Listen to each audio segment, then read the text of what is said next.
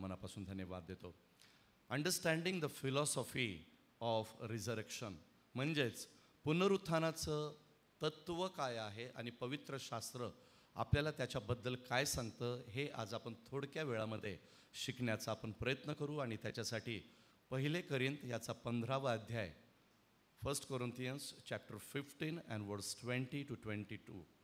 पहिले कोरिंथ याचा 15वा अध्याय आणि त्याचं 20 आणि 22 या वचनामध्ये प्रभू येशू ख्रिस्ताच्या पुनरुत्थानाबद्दल हा पौल करंथीकराच्या मंडळीला लिहित असताना पुनरुत्थानाचं तत्त्व काय की हे मंडळीने समजणं हे अतिशय महत्त्वाचं होतं. आणि ज्या कोणाला पुनरुत्थानाचं तत्त्व समजलं नसेल तर तो फक्त पुनरुत्थानाचा आनंद घेत आहे, परंतु तत्त्व जर आम्हाला त्याचं कळलं नसेल किंवा पुनरुत्थानाची फिलॉसॉफी आम्हाला जर कळाली नसेल तर त्या पुनरुत्थानाच्या सामर्थ्यासारखंच विश्वासणाऱ्यांच्या जीवनामध्ये देखील कृती घडणार आहे हे आम्हाला कळणार नाही. आणि म्हणून पौलाने ज्यावेळेस करंथीकराच्या मंडळीला हे पत्र लिहिलं आणि येशू ख्रिस्ताच्या पुनरुत्थानाबद्दल ज्यावेळेस पौल या करंथीकराच्या मंडळीला लिहित आहे त्यावेळेस सर्वात महत्त्वाची गोष्ट येशूच्या पुनरुत्थानाबद्दल त्याने करंथीकराच्या मंडळीला जी प्रगट केली ती फार महत्त्वाची होती. कारण त्यांच्यामध्ये काही समज आणि गैरसमज होते. त्यांना असं वाटत होतं की प्रभू येशू ख्रिस्ताच्या पुनरुत्थानाचे साक्षीदार अतिशय अल्प लोक आहे. कदाचित फक्त त्या स्त्रिया होत्या की ज्या कबरेकडे गेल्या होत्या, कदाचित त्याचे शिष्य होते किंवा काही मोजके शिष्य होते की ज्यांनी प्रभू येशू ख्रिस्ताला पाहिलं. परंतु ज्यावेळेस पौलाने पुनरुत्थानाचं तत्त्व या करंथीकराच्या मंडळीला प्रगट केलं त्यावेळेस करंथीकराच्या मंडळीला तो स्पष्ट सांगतो की प्रभू येशू ख्रिस्ताच्या पुनरुत्थानाचे साक्षीदार हे 500 पेक्षाही अधिक होते. 500 पेक्षाही अधिक. मग कदाचित 525 असतील, 550 असतील किंवा 599 असतील, आपल्याला माहिती नाही. परंतु 500 पेक्षा अधिक लोकांनी प्रभू येशू ख्रिस्ताच्या पुनरुत्थानाचं दर्शन घेतलेलं होतं. आणि मग त्यांना ह्या गोष्टीची जाणीव झाली होती की प्रभू येशू ख्रिस्ताने ज्या प्रकारे आपल्या मरणाचं 3 वेळेस भविष्य केलं होतं त्याबरोबर त्याने एका गोष्टीची जोड केलेली होती आणि ती ही होती की तो फक्त पाप्यांसाठी मरणारच नाही परंतु तो पुन्हा एकदा पुनरुत्थित होणार आहे. योहानकृत शुभवर्तमानाच्या 11व्या अध्यायामध्ये लाजरसाला प्रभू येशू ख्रिस्त जिवंत करण्या अगोदर मार्था आणि मरियेला देखील ते तत्त्व तो शिकवत आहे.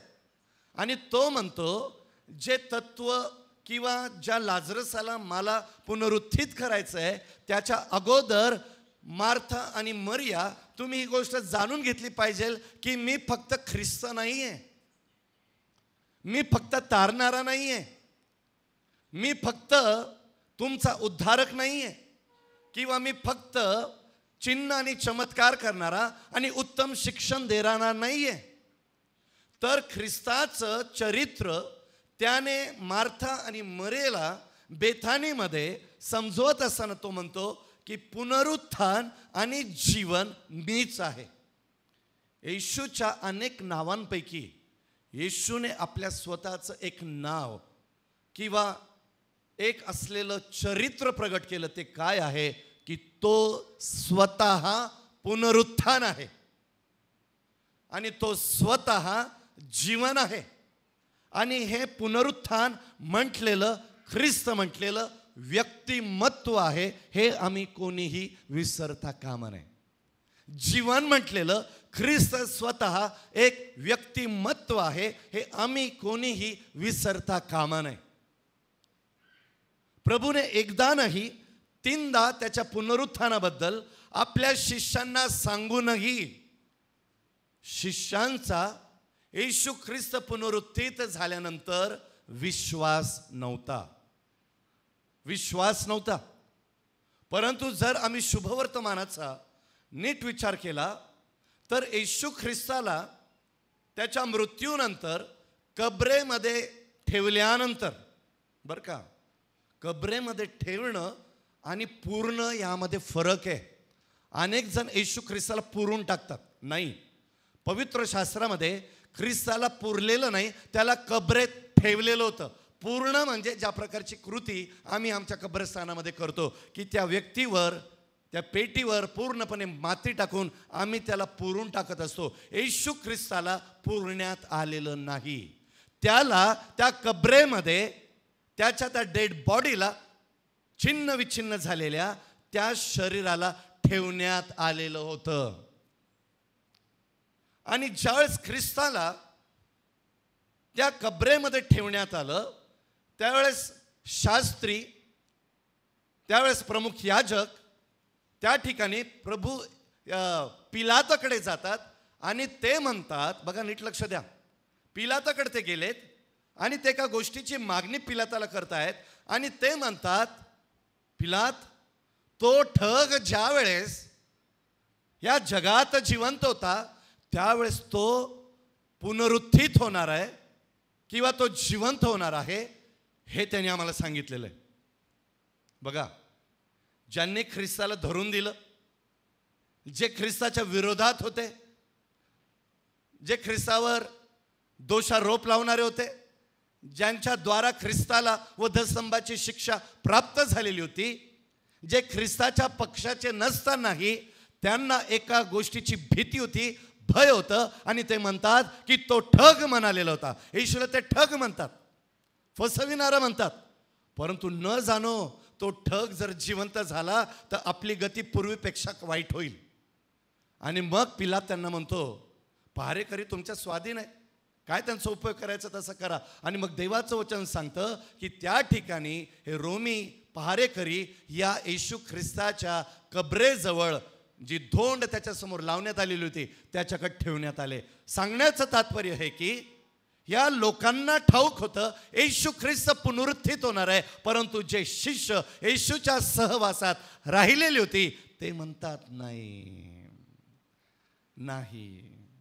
अनेक वेळेस ज्या वेळेस आमच्या जीवनामध्ये आमचं ख्रिस्ताबरोबर एन्काउंटर होत नाही, आमची ख्रिस्ताबरोबर मुलाखत होत नाही, तोपर्यंत येशू ख्रिस्त कसा पुनरुत्थित देव आहे मंडळी आम्हाला कळत नाही, आम्हाला समजत नाही. शिष्यांना विश्वास होता, किंबहुना ज्यावेळेस प्रभू येशू ख्रिस्त दारं लावलेली असताना, शिष्य लपून बसलेली असताना तो आतमध्ये येतो आणि तो थोमा त्याच्याकडे पाहून म्हणतो, जोपर्यंत मी तुझ्या कुशीत आणि तुझ्या जखमांमध्ये हाताच्या मी बोट घालून बघत नाही तोपर्यंत मी विश्वास ठेवणार नाही. विश्वास ठेवणार नाही. आज तुमचा आणि माझा विश्वास कसा आहे? जर आमचा विश्वास अपूर्ण आहे तर याचा अर्थ असा की ख्रिस्ताच्या पुनरुत्थानाचं तत्व किंवा द फिलॉसॉफी ऑफ रिझरक्शन ही आम्हाला अद्याप कळलेली नाही. म्हणून 1 कोरिंथी 15:20-22 मध्ये पाऊल कोरिंथीकराच्या मंडळीला म्हणतो, तरी पण ख्रिस्त मेलेल्यातून उठला गेला आहे. तरी पण ख्रिस्त मेल्यातून उठवला गेला आहेच. तोच शब्द आहे का तुमच्या बायबलमध्ये? षष्टीचा छ त्याने ठिकाणी लावलेला, तो उठला आहेच आणि त्याच्यामध्ये मला कोणतीच शंका नाही आहे. आणि पुढे जाऊन तो म्हणतो, तो महानिद्रा घेणाऱ्यातले प्रथम फळ असं आहे, कारण मनुष्याच्या द्वारे मरण आले म्हणून मनुष्याच्या द्वारे मेलेल्यांचे पुनरुत्थानही आहे. याच्यामध्ये तो पहिल्या आदामाकडून तो दुसऱ्या आदामाकडे येत आहे. तो म्हणतो पहिल्या आदामाच्या द्वारा किंवा पहिल्या मनुष्याच्या द्वारा जगामध्ये मरण आलं, परंतु दुसऱ्या मनुष्याच्या द्वारा म्हणजे जो देव असतानाही स्वतः मनुष्य म्हणून आला त्याच्याद्वारा मेलेल्यांचं पुनरुत्थानही आहे. आणि तो येशू ख्रिस्ताला संबोधून हे बोलत आहे, कारण जसे आदामामध्ये सर्व मरतात तसे ख्रिस्तामध्ये सर्व जिवंत केले जातील. हे जे वचन आहे, हा शेवटला भाग, या वचनाचा जो आहे तो भविष्यात्मक रीतीने आमच्या संगती बोलत आहे. भविष्यात्मक रीतीने आमच्या संगती बोलत आहे. आणि तो म्हणतो की कारण जसे आदामामध्ये सर्व मरतात तसे ख्रिस्तामध्ये सर्व जिवंत केले जातील.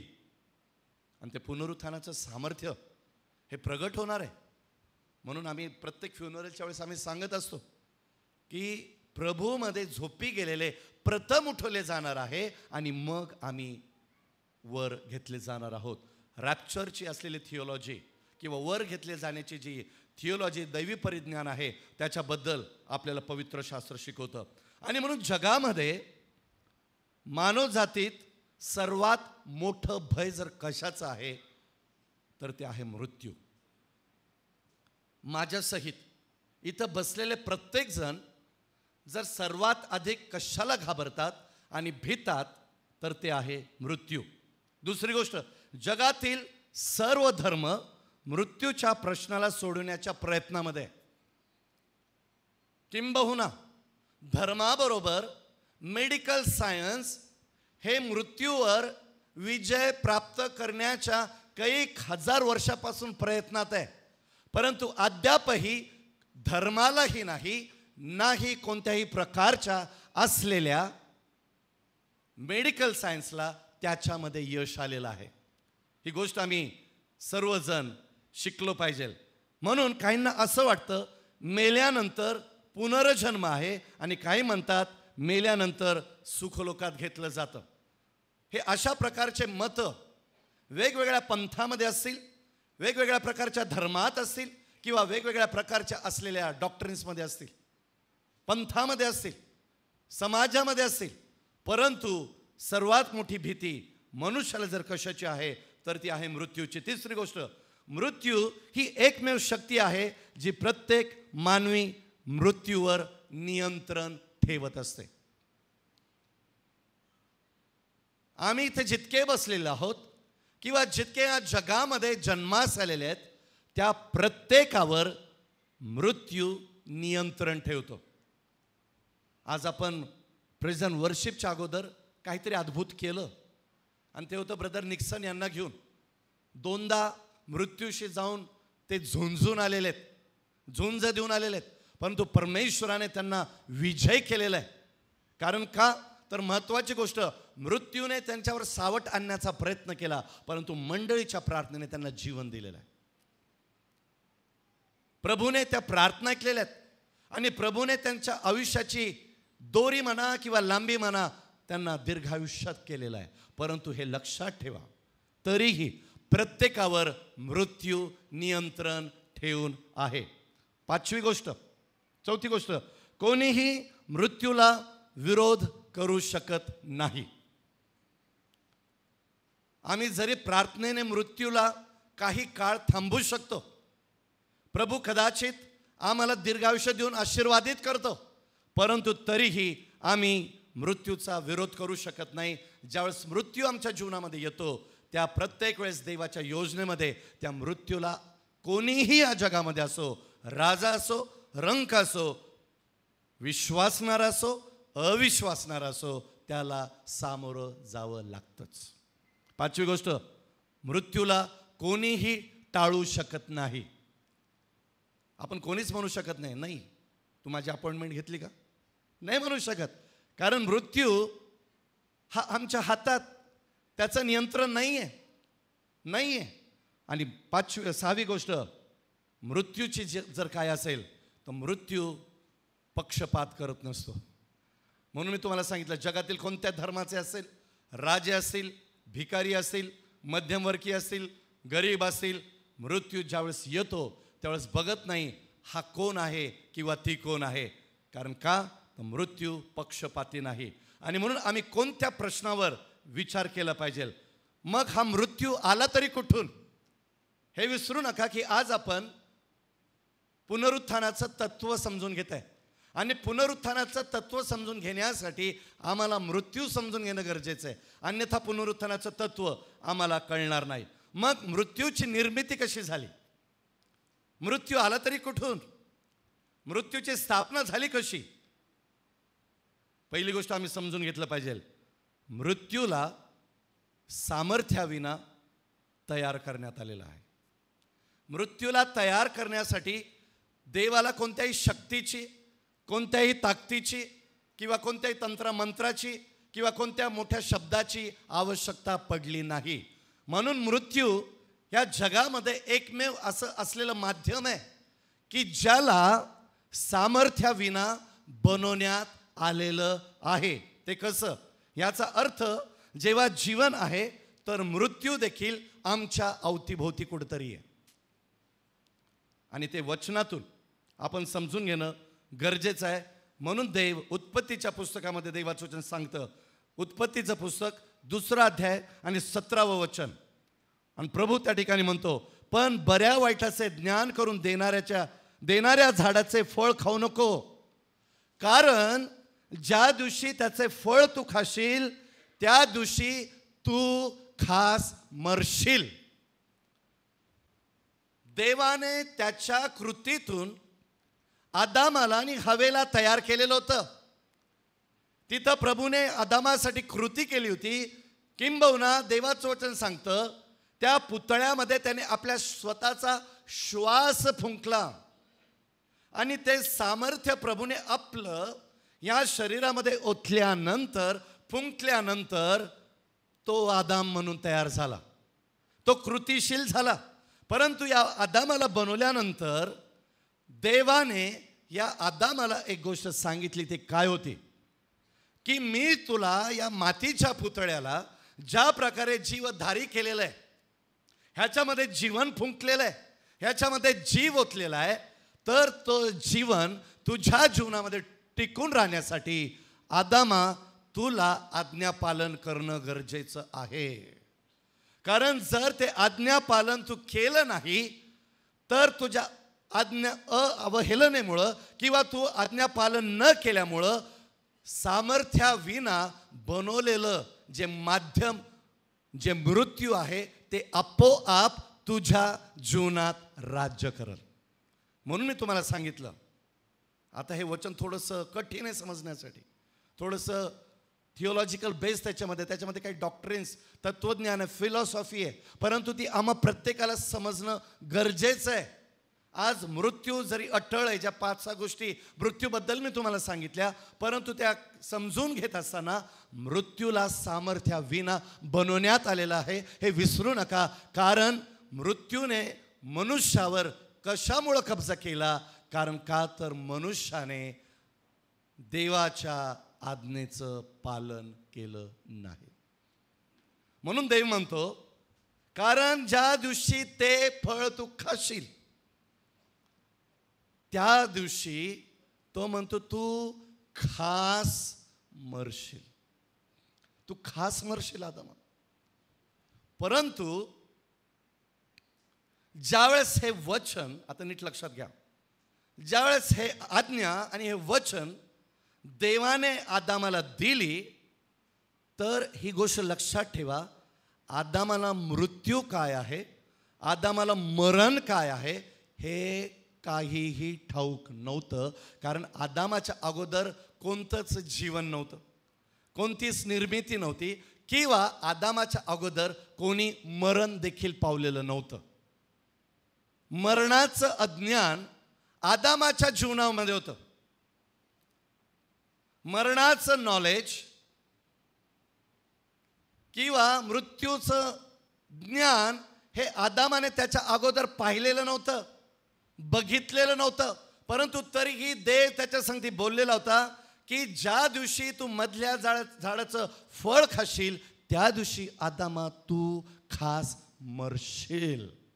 म्हणजे आदामा, तुझ्यामध्ये जे जीवन मी पेरलेलं आहे, तर ते जीवन तुला अबाधित ठेवण्यासाठी तुला फक्त आज्ञेचं पालन करायचं आहे.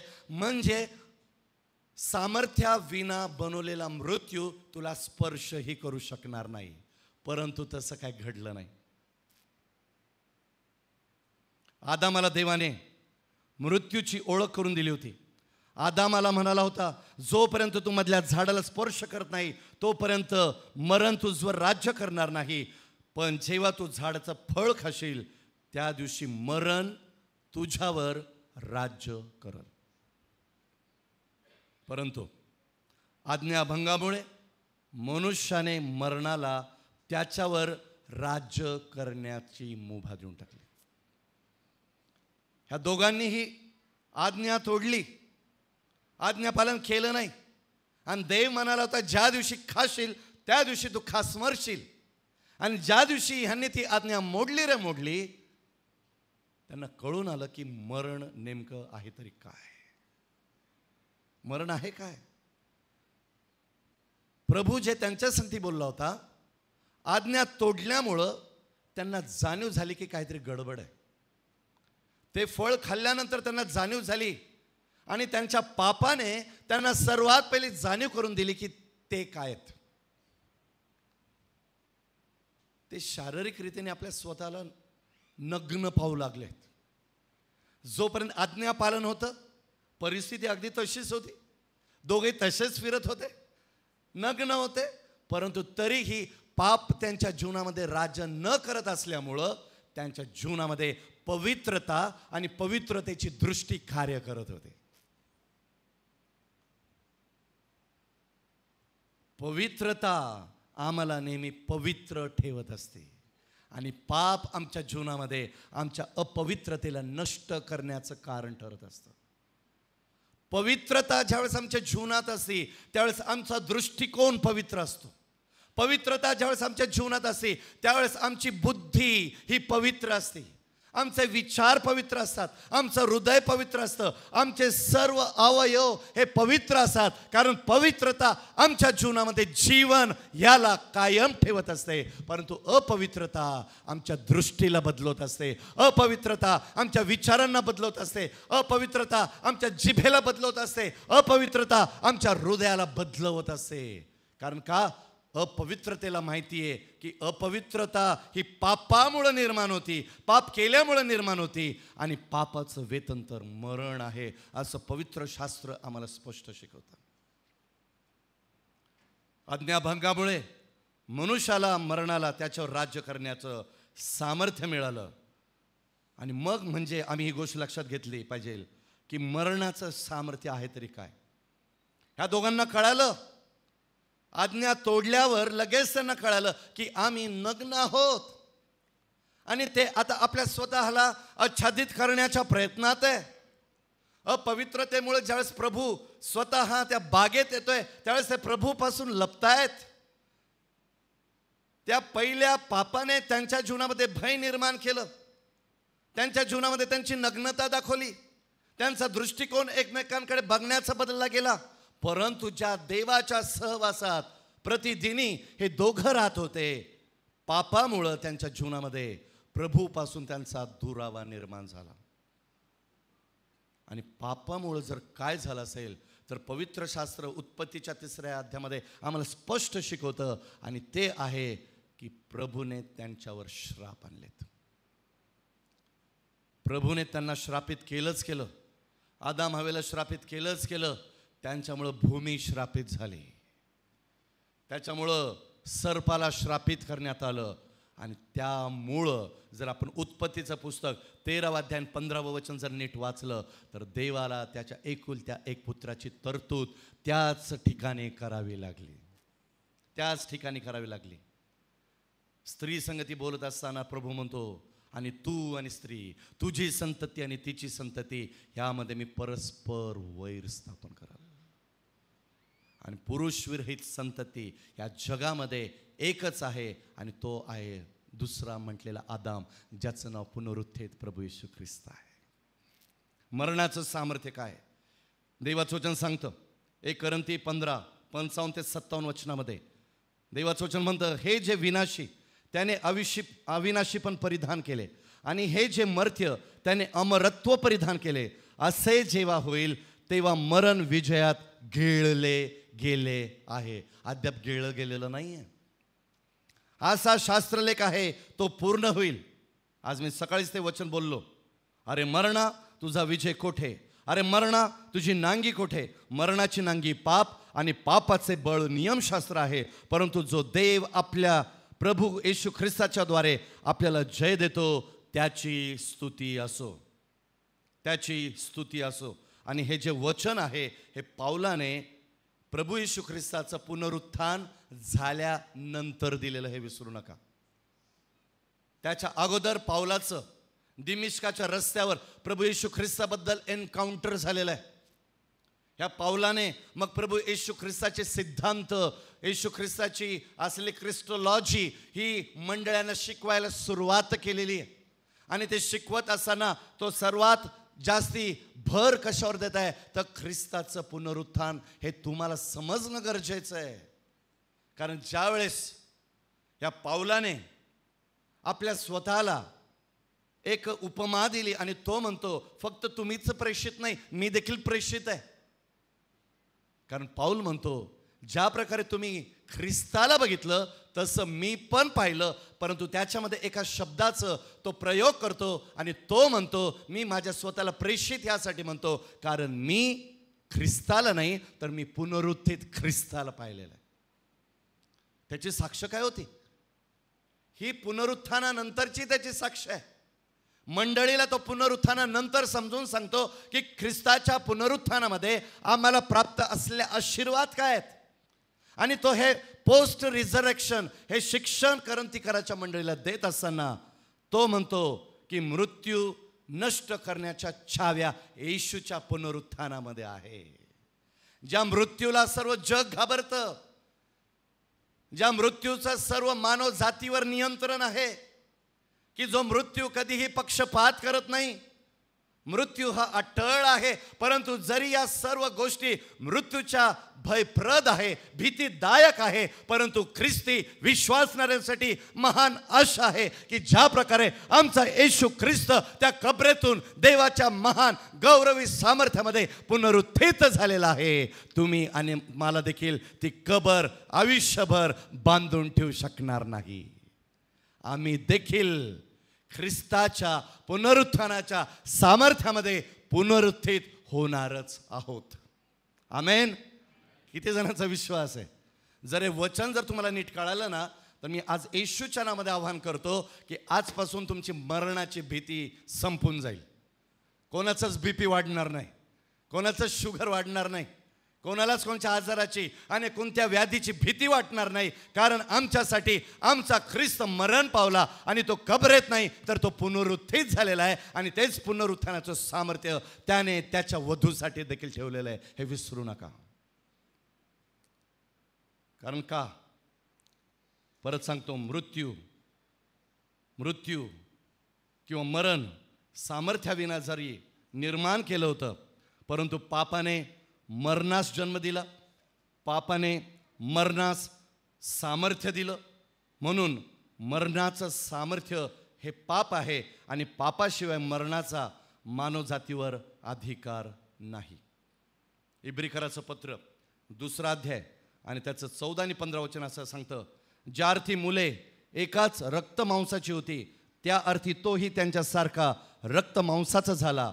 हेतू हा की मरणावर सत्ता गाजवणारा म्हणजे सैतान याला मरणाने शून्यवत करावे आणि जे मरणाच्या भयाने आयुष्यभर दास्याच्या बंधनात होते त्या सर्वांना मुक्त करावे. आणि हे कोणाच्या द्वारा झालं? पुनरुत्थित ख्रिस्ताच्या द्वारा. म्हणून देवाचा आमच्यावर इतकं प्रेम होतं की आहे की आता त्याने म्हटले मानवाकरिता पशु मरणार नाही. म्हणून पवित्र शास्त्राचं हृदय म्हटलेलं जे वचन आहे, देवाने जगावर एवढी प्रीती केली की त्याने आपला एकुलता एक पुत्र दिला यासाठी की जो कोणी त्याचवर विश्वास ठेवितो त्याचा नाश होऊ नये तर त्याला सार्वकालिक जीवन प्राप्त व्हावं. मनुष्य पाप करत होता आणि मरण मनुष्य मात्रावर राज्य करत होतं. मनुष्य पाप करत होता आणि मनुष्यावर मरण राज्य करत असताना मनुष्यासाठी पशु आणि पक्षी मारले जात होते. मनुष्याच्या पापासाठी किंवा मनुष्याचे पाप झाकण्यासाठी पशु पक्ष्यांना मारण्यात येत होतं आणि त्यांचं रक्त सांडलं जात होतं. पण ते म्हटलं बस, इथून पुढं आता मानवासाठी पशु पक्षी मरणार नाही, होले पारवे मरणार नाही, कोकरं मरणार नाही, जनावरं मरणार नाही, तर आता मनुष्यासाठी मनुष्यच मरण पावेल. मनुष्यासाठी मनुष्यच मरण पावेल. कारण का? मनुष्याच्या द्वारा पाप आलं आणि पापाला कोणतंच पशु पक्ष्याचं रक्त धुवू शकत नाही. जुन्या करारामध्ये पाप फक्त झाकली जात होती, धुतली जात नव्हती. कारण का? तर त्या पशु पक्ष्यांच्या रक्तामध्ये आमच्या पापांना क्षमा करण्याचं सामर्थ्यच नव्हतं. दावीद राजा स्तोत्र 32 वचन 1 मध्ये म्हणतो, आणि ज्याच्या अपराधांची क्षमा झालेली आहे आणि ज्याच्या पापावर पांघरून घातलेलं आहे तो धन्य. परंतु नवीन कराराचे लोक आता काय म्हणतात?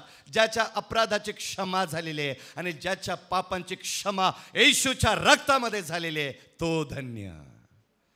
आमची पापं आता झाकलेली नाहीत. ज्या क्षणाला येशूचं रक्त आमच्या जीवनामध्ये कार्यान्वित होतं, आम्ही पश्चातापी अंतकरणाने येशूकडे जातो, त्यावेळेस मानवाच्या द्वारा मरणाचं जे सामर्थ्य मानवावर निर्माण झालेलं होतं, तोच देव असा नाही, तो मानव म्हणून या जगामध्ये आला आणि तो मानव म्हणून आमच्यासाठी मरण पावला. परंतु ज्यावेळेस तो मरण पावला, तो ख्रिस्त म्हटलेला मानव, तो देवाचा पुत्र म्हटलेला मानव, ह्याने कधीही कुठंही केव्हाही आणि कसलंही कोणतंही अपराध पाप केलं नाही. म्हणूनच येशूचं रक्त आम्हाला सर्व पापांपासून शुद्ध करण्यासाठी समर्थ आहे.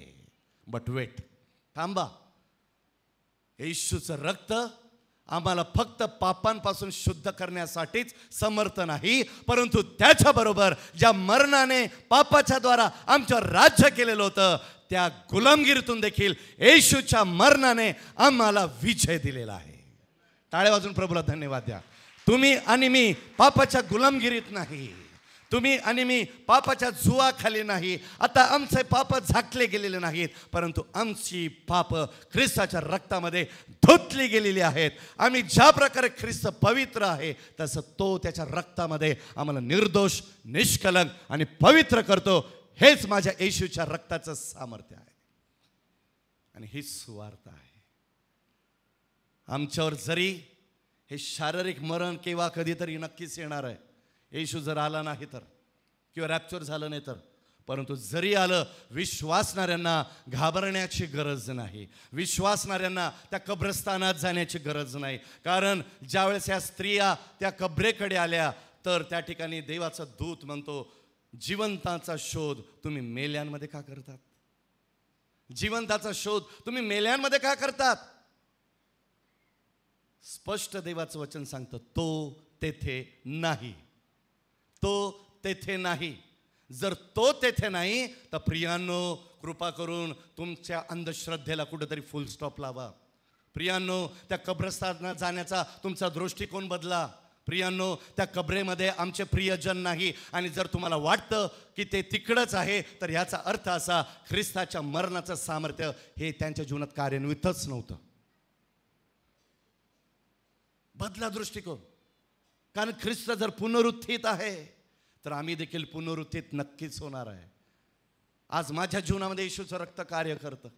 मी एक दिवस पापी होतो, पातकी होतो, परंतु येशू ख्रिस्ताने माझ्यावर जे मरणाचं सावट पसरलेलं होतं, मरणाचं राज्य होतं, ते मरण फक्त माझ्या शरीराला देऊ शकतो, परंतु माझ्या आत्म्याला नाही. परंतु जर मी आत्म्याने प्रभूमध्ये जीवित केलेलं आहे, आत्म्यामध्ये जर मी प्रभूच्या रक्तामध्ये विजयी झालेलो आहे, तर प्रभू मला गौरवी शरीर देणार आहे. जर प्रभू गौरवात उठवला गेला, तर त्याची मंडळी देखील गौरवातच उठवली जाणार आहे. आमेन. म्हणून आम्ही म्हटलं पाहिजे, मरणाची भीती वाटली पाहिजे ना, तर हे वचन वारंवार म्हणा, अरे मरणा तुझा विजय कुठं, अरे मरणा तुझी नांगी कुठं. हे वचन बोला. मरणाची भीती वाटली तर तुम्ही म्हणता, परमेश्वर माझा मेंढपाळ आहे. मग स्तोत्र 91 नाही का, जो परतपराच्या गुप्तस्थली वसतो तो सर्वसमर्थ. अरे पण तुझ्यावर येशूने जे सामर्थ्य दिलेलं आहे, हे वचन काय अद्भुत आहे माहिती आहे का. ज्या प्रत्येक वेळेस मरण आमच्या जीवनामध्ये आम्हाला भीती दाखवण्याचा प्रयत्न करतो ना, तर विश्वासणाऱ्यांना देवाच्या वचनाच्या द्वारा मरणाला भीती दाखवण्याचं वचन आमच्या देवाने आम्हाला दिलेलं आहे. समजते का तुम्हाला? आजपासून जर मरणाची भीती तुम्हाला वाटत असेल, तर देवाने ह्याचं उत्तर आम्हाला देवाच्या वचनामध्ये दिलेलं आहे. ओ रबा शंदरा लबा शाखैरिया लबा. हालेलुया. आजपासून माझ्या मंडळीमध्ये, तुमच्या जीवनामध्ये मरणाचं भय प्रभू नष्ट करत आहे, मरणाची भीती नष्ट करत आहे. आणि प्रभूने विश्वासणाऱ्याला आणि त्याच्या मंडळीला, अधू लोकाला धमकवण्याचं सामर्थ्य दिलेलं आहे आणि मरणाला भीती दाखवण्याचं वचन दिलेलं आहे. आणि ते वचन काय आहे? मरणाची भीती निर्माण झाली तर म्हणा, अरे मरणा तुझा विजय कुठे, अरे मरणा तुझी नांगी कुठे. कारण ज्यावेळेस हे वचन आपण मृत्यू संगती बोलतो त्यावेळेस आपण मरणाला ख्रिस्ताचा वधस्तंभ दाखवतो. ज्यावेळेस हे वचन आपण मृत्यूच्या समोर बोलतो, मृत्यूच्या दरीत बोलतो, त्यावेळेस आपण मरणाला सांगतो, माझ्या येशूने माझ्यावर जे मरण राज्य करत होतं, पाप राज्य करत होतं, त्या वधस्तंभावर त्याने त्याचा बहुमोल पवित्र निष्कलंक रक्त सांडवलेलं आहे. हे मरणा तुम्हाला भीती दागू शकत नाही, कारण त्या वधस्तंभावर माझ्या ख्रिस्ताने तुझी नांगी तोडलेली आहे. Hallelujah, hallelujah. आजपासून दाखवणार का मरणाला भीती? का मरणाला घाबरणार, मरणाची भीती वाटणार? हे मरण अटळ असू द्या. ख्रिस्ताला देखील तुमच्या आणि माझ्या पातकासाठी मरावं लागलं. 3 दिवस कबरेत तो राहिला. अधोलोकामध्ये उल्हास आणि जय जयकार होता, परंतु तिसऱ्या दिवशी काहीतरी अद्भुत घडणार होतं. तिसऱ्या दिवशी काहीतरी सैतानासाठी अघटित घडणार होतं. तिसऱ्या दिवशी विरोधकांसाठी काहीतरी अघटित घडणार होतं. आणि ते काय होणार होते की ती कबर मोकळी होणार होती. ती कबर मोकळी होणार होती. ती कबर मोकळी होणार होती. आणि ती कबर मोकळी झाली. ती कबर रिकामी झाली. ती कबर जितके जण येऊन तिला बघून गेले त्यांना त्या ठिकाणी प्रेत वस्त्रांशिवाय आणि डोक्याला बांधलेल्या रुमालाशिवाय काहीच भेटलं नाही. कारण का? त्यांच्या कानावर एक शुभ वर्तमान पडले होतं. कारण तो तेथे नाही, तो तेथे नाही. मग तो आहे तरी कुठं? तो आहे तरी कुठं? तो आहे तरी कुठं? तुम्हाला माहिती आहे का, येशूला त्याच्या पुनरुत्थानानंतरही 40 दिवस राहावं लागलं. झालं होतं त्याचं मिशन अकम्प्लिश्ड होतं ॲक्च्युली. परंतु तरी अविश्वासणाऱ्या शिष्यांना प्रभू त्या ठिकाणी विश्वासामध्ये स्थिर करत होता. थोमासारखाचा तो विश्वास वाढवत होता. पेत्रा संगती त्याला पुन्हा एकदा एन्काउंटर करायचं होतं आणि पेत्राला त्याच्या प्रती असलेली पहिली प्रीती पुन्हा प्रभूला घेऊन यायची होती. त्याला योहाना संगती टाइम स्पेंड करायचा होता. त्याला दाखवायचं होतं की मी तोच प्रभू येशू ख्रिस्त आहे, की पेत्रा ज्या वेळेस मी तुला त्या सरोवराकडून बोलवलेलं होतं, आज मी परत त्या सरोवराकडे तुझ्या संगती बोलण्यासाठी आलेलो आहे. पेत्राला तो म्हणतो, शिमोन पेत्रा, शिमोन बारयोना, तू माझ्यावर प्रीती करतोस काय? तू माझ्यावर प्रीती करतोस काय? एकदा नाही, दोनदा नाही, 3दा त्याने त्याला प्रश्न केला. आणि हा खिन्न झाला हो, कारण येशूला माहिती होतं हा मला जी प्रीती हवी आहे ती करत नाहीये. आज आम्ही ख्रिस्तावर प्रीती करत असेल, पण हा प्रश्न आमच्या स्वतःला विचारा, आम्ही पुनरुत्थित ख्रिस्तावर त्याला जशी हवी आहे तशी प्रीती करतो का? त्याला जशी हवी आहे तशी प्रीती करतो का? त्याला जशी हवी तशी प्रीती करतो का? कारण का त्या कबरेवर देवाच्या गौरवी सामर्थ्याने कार्य केलेलं होतं. सकाळी आम्ही ऐकलं, पाळकसाहेबांनी सांगितलं, लाजरसाच्या कबरेला लोकांना लोटावं लागलं. लोकांना लोटावं लागलं. ख्रिस्ताच्या कबरे समोर असलेल्या दगडाला देवदूतांनी येऊन लोटलं. हालेलुया. तुम्हाला माहिती आहे का, सिनॉप्टिक गॉस्पेलमध्ये मला वाटतं मत्तय असं म्हणतो, देवदूतांनी फक्त तो धोंड लोटलेला नव्हता, देवदूत स्वतः त्या धोंडवर, त्या दगडावर जाऊन बसला होता. तो जर बसला नसताना तर बाकीच्यांनी येऊन गपचूप तिला परत रोलअप केली असती. येशू इतका वाईट रीतीने प्रभू येशू ख्रिस्ताचा अवहेलना झाली होती, इतकी वाईट त्याची दुर्दशा केलेली होती. यशया 53 त्याचे हाल केले होते असं देवाचं वचन सांगतं. त्याच्या चेहऱ्यावर इतके चपकारं मारलेली होती, त्याला फटके मारलेले होते, त्याची दाढी ओढण्यात आलेली होती.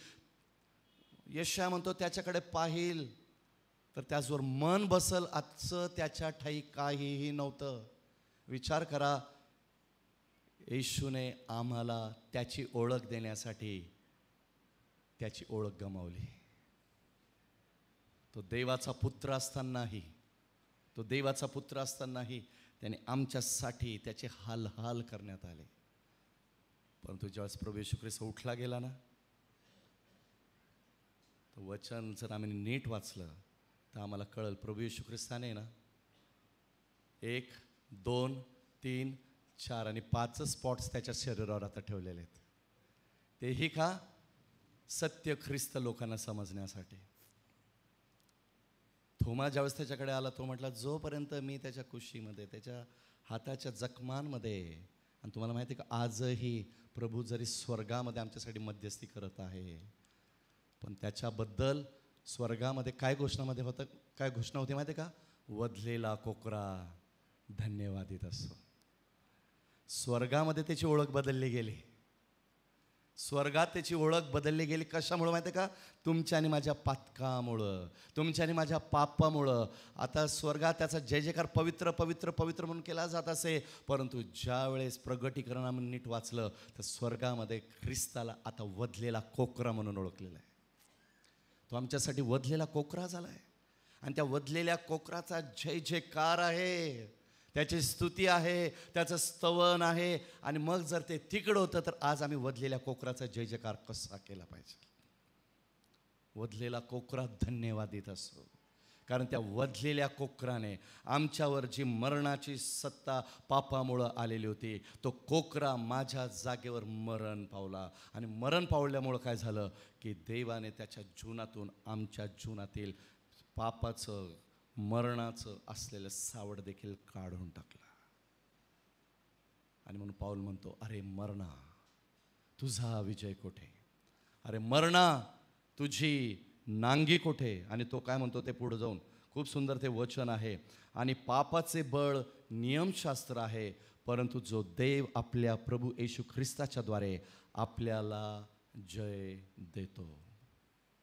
परंतु जो देव आपल्या प्रभू येशू ख्रिस्ताच्या द्वारे आपल्याला जय देतो त्याची स्तुती असो.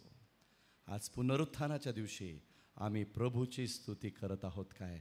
पुनरुत्थानाचं तत्त्व हे अजून खूप समजण्यासाठी मोठं आहे, परंतु वेळेअभावी मी ते देणार नाही. परंतु आज ज्या गोष्टी प्रभूने आम्हाला शिकवलेल्या आहेत त्याकडे आपण सर्वांनी नीट लक्ष द्यावं. आणि आज पुनरुत्थानाचं सामर्थ्य आम्हाला प्रभू देत असतात. प्रभूची एकच इच्छा आहे आणि ती ही की मरणाची आमच्यावर आता सत्ता राहिलेली नाही, जर मी ख्रिस्त येशूच्या रक्तात विकत घेतलेलं आहे. कारण का? त्या पुनरुत्थानातून त्याने प्रगट केलं. जर ते मरण आमच्या येशूला थांबवू शकलं नाही तर ते विश्वासणाऱ्यांना देखील थांबवू शकणार नाही. कारण माझा येशू ख्रिस्त त्या कबरेत नाही, माझा येशू ख्रिस्त जिवंत झालेला आहे. आणि आता इथून पुढं तो कधीच मरणार नाही आहे. आणि तेच जीवन देण्यासाठी तो आलेला आहे, जे सार्वकालिक जीवन तो आम्हाला देणार आहे. ह्या वचनाच्या वर देव तुम्हा सर्वांच्या जीवनामध्ये त्याचं अद्भुत कार्य करो. माझा विश्वास आहे की आज कुठंतरी आम्ही या वचनाला आमच्या जीवनामध्ये कुठंतरी वाव देणार आहोत. प्रभूला म्हणू की प्रभू, मला माहिती कदाचित अनेक जण या ठिकाणी आहेत की जे मरणाच्या भीतीमध्ये आहे, परंतु पुनरुत्थान आम्हाला एक नवीन आशा देते. आणि ती आशा जगिक आशा नाही, तर ती आशा सार्वकालिक आशा आहे. आणि आशेमध्ये आपण जगण्याचा पूर्ण आपण प्रयत्न करू. आणि ज्या प्रत्येक वेळेस मरण तुम्हाला भीती दाखवण्याचा प्रयत्न करेल, पुन्हा एकदा जाता जाता सांगतो, मरणाला भीती दाखवण्याचं वचन प्रभूने आम्हाला दिलेलं आहे. अरे मरणा तुझा विजय कोठे? अरे मरणा तुझी नांगी कोठे? आपण आपल्या जागेवर उभं राहूया.